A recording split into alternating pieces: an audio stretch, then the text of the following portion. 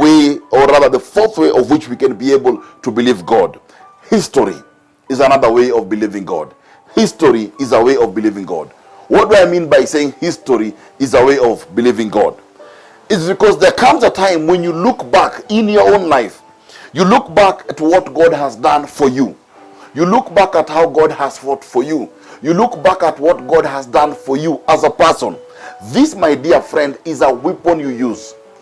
It's a time when you look back and say, I want to look back at what the Lord has done, and with this I can believe him for tomorrow. Because if I look back, I can say he has done for me this.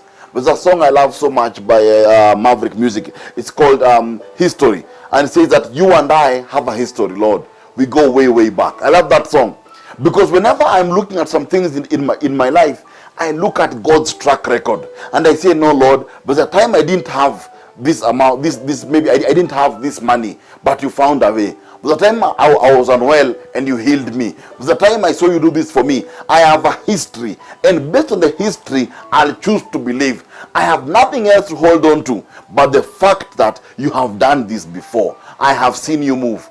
You know, and this is very powerful, because many times in our faith, it's good to remind ourselves that I have seen God move. You know, I still have another song that has just come to my mind by Elevation, and you know, and it's called You Can Do It Again. You know, and it says, I've seen you move mountains, and I believe you can do it again. And that is what believing in history is. But Lord, I can believe you one more time. I can believe you again, because I have a history and I've seen you do it.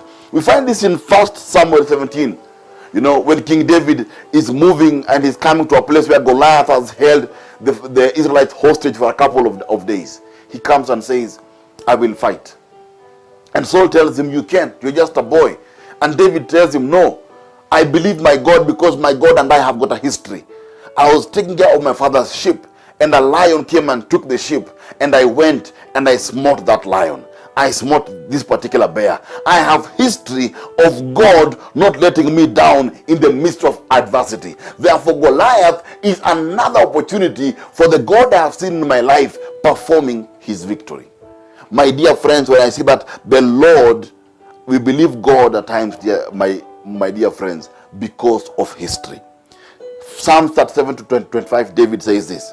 He says, I have been young, and now I am old. I have never seen the righteous forsaken, nor their seed begging for bread. What does this mean also? History. He said, I have seen, Lord. I have never seen. I'm now an old man. I have history of you providing for people. I have history of you never abandoning anybody.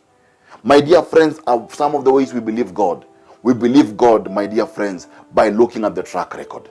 David said, I have seen a lion, I've seen a bear. My God took me out of their hands and gave me victory. That history will help me face tomorrow.